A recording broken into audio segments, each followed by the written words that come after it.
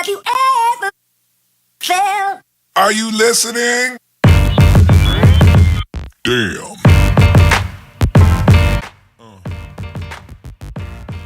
Yeah. Hi, my name is Adrienne and welcome to Adrienne Nicole TV. So this is my first YouTube video and I wanted to start it off with a college advice video because I am 21 and will be entering my fourth and final year of college this upcoming fall semester. So I know when I was coming into college as a freshman, I was really interested to kind of watch YouTube videos and see what advice the people had about college and things that I could prepare myself for before I got there. So today I will be giving you guys 10 tips about college that will help you in the long run, especially if you're an incoming freshman.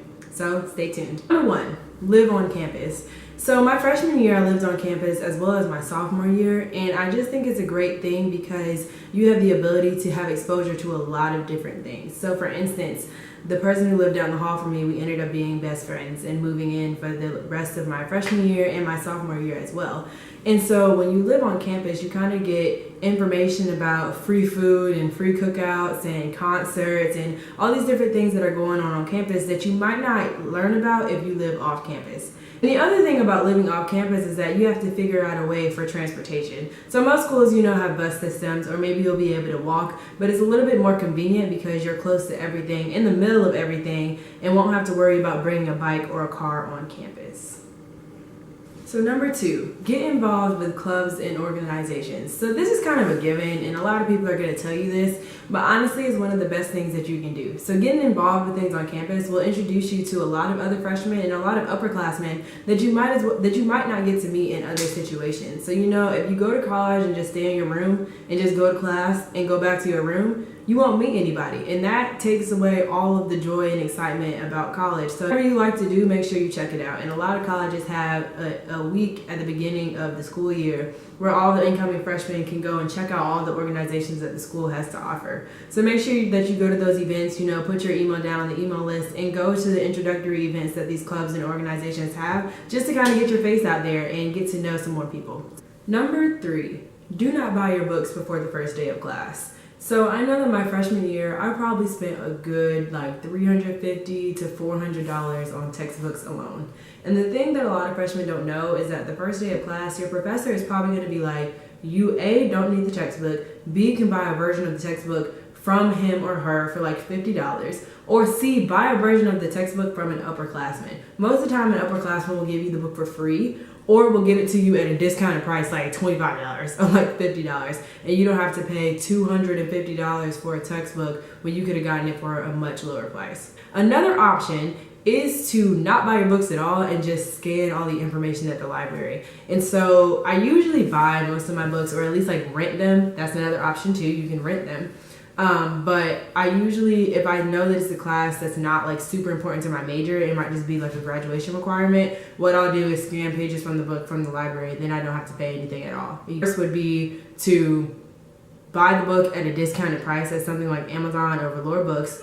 Second would be rent the book so that you don't have to pay the full price. And then third would be borrow the book from a classmate or an upperclassman, or buy it from them at a discounted price. Number 4, stay organized and do your work early on in the week. So, most people are going to tell you all your life that you should be organized and have an agenda and things like that. But things in high school are a lot different than college. So, for instance, in high school, you have a certain schedule. You go to class for 8 hours a day, and then you have your practice or your lessons or whatever it might be after you go to school. But in college, you might have class Tuesday and Thursday, and then after class, the world is yours. So for instance, you might go to the gym, you might go get lunch with somebody, you might go to a day party, you might go to a cookout. It could change every single day. So one thing that I really like to do is to have my agenda, have everything written out that I need to get done during the week, and get all that stuff done as soon as possible. So for instance, if I don't have class on Friday, I usually spend the first half of Friday, that morning and early afternoon, in the library getting as much stuff done as possible, because I know once it hits Friday at 4 o'clock, I'm ready to be out, ready to go do stuff, ready to start the turn up for the weekend. A lot of stuff comes up that's very unexpected, and you're gonna want to do it. And so if you do your work early and stay organized and know what you have to do, then you'll be able to do that fun stuff and not be stressed when it comes to right before the assignment is due. Number 5, eat healthy. So this is a really difficult thing to do. So there is the thing called Freshman 15, It is very real, and it can happen to basically anybody. So I think what happens is that a lot of people play sports in high school, so you're used to having practice every day for like hours and hours on end, maybe even having morning and afternoon practices. So your metabolism is like shooting up exponentially. But once you get to college, most people don't play sports. At least like if you played in high school, you might play like an intramural or a club, but you don't play it as intense as you did in high school. What I suggest is sign up for a PE class. Most colleges, you have to take maybe 2 PE classes for your graduation requirements. So if that first semester you sign up for like a cycling class or like a Pilates class or something like that, then you can kind of incorporate the exercise already into your schedule, and then the healthy eating can kind of go with that. Number 6, know your limits when it comes to alcohol. So a lot of people are really weary about underage drinking, and I mean, yeah, it's against the law, but people drink in college all the time, of all ages, and people are going to offer you alcohol and probably drugs. So just know what you are getting into. So if you go into college as your first time drinking, then make sure that you're in a safe place. Make sure that you're with people who are going to take care of you, whether it's your friends or like an upperclassman, whoever it might be. Because if you go out and just start drinking like crazy, like your body doesn't know how to react, and you might go buck wild. And you know, with you not being safe, that also can mess up your reputation as well. So you just kind of want to know your surroundings and know what's going on. Another thing when it comes to parties is that if you're drinking something and it tastes like straight up juice and it doesn't taste like there's any alcohol in it, then I would stick to drinking 1 or 2 cups, because you don't know what's in there, and it's probably a whole mix of Everclear and syrup and all this kind of stuff that would get you all types of messed up. So if it tastes like juice, it's not juice. And just remember that, and just be in a place where you know that you can get back to your dorm room at the end of the night. You don't drink, don't think that you have to drink, don't get peer pressured into drinking, but it's just one of those things that's going to be prevalent once you get to college. Number 7, go to class. So this is another thing that seems like it would be common sense, but a lot of times people will stop going to class, especially if you've been going out a lot or you're up late doing like studying for a test and you skip your first class in order to do well on the test that you have in your second class.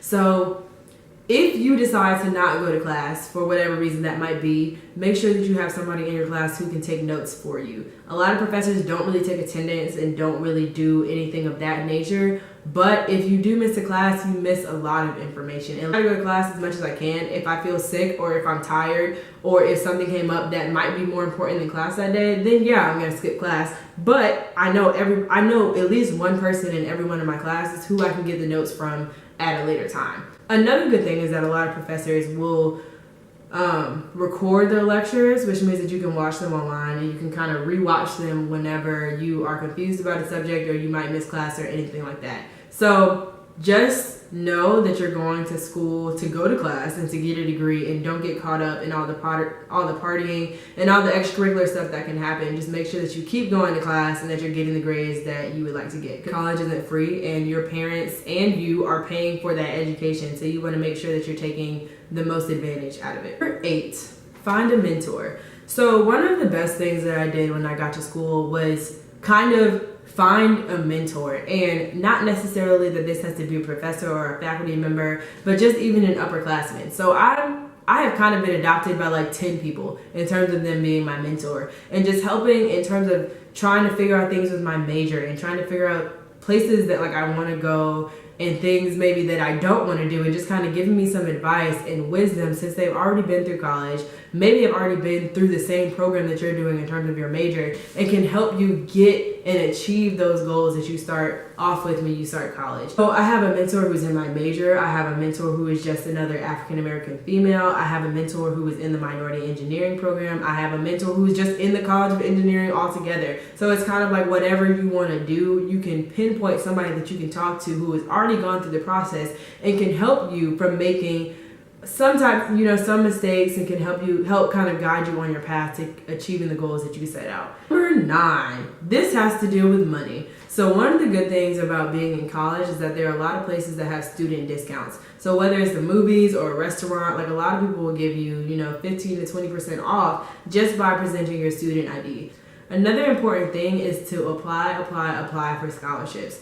College is not free. College is expensive, especially if you're going to an out-of-state school. It will cost you upwards of $150,000 over the 4 years that you're there. So one thing that you want to continuously look for is scholarships. A lot of people think that that stops once you get into school, but that's not true. So at my school specifically, there are a lot of scholarships that start after your first semester there. So if you do well in your classes and have above a certain GPA, you can apply for those scholarships to help with either your tuition or even if it's just books. And a lot of times, scholarships will just send a check in your name to your mailbox. So honestly, if you don't want to use it for school and just want to have pocket money, then you can do that too. Would I necessarily advise that? No, but it depends on the situation that you're in. So if you're already on scholarship and then get a scholarship on top of that, then yeah, you can save that money to, go shopping, go towards a car. I don't know, whatever you want to save it up for. But just make sure that you keep applying. There are tons and tons and tons of websites that you can look on. And specifically, if you go on your school website, they'll probably have scholarships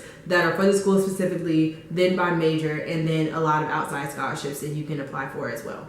Number 10, be open to new things. So college is the time where you're really supposed to find yourself and really do a lot of adventurous things. And so if you just go to class and go back to your dorm room, you're not going to experience all the crazy stuff that college is all about. So even if you're an introverted person, that's why I said get involved with the clubs and organizations, because that will kind of force you to get involved with these different events and meet new people. If you're extroverted, you really won't have a problem with this at all. You like to meet people and you like to try new things. So just be open to new things. If it's your freshman year, everybody's trying to get to know everybody, and honestly, everybody's in the same place as you. Whether or not they're out of state, in state, whether or not they have already started college or not, everybody's trying to get to know new people. So just know that there are a ton of opportunities that are there and that you just have to go out there and go get them.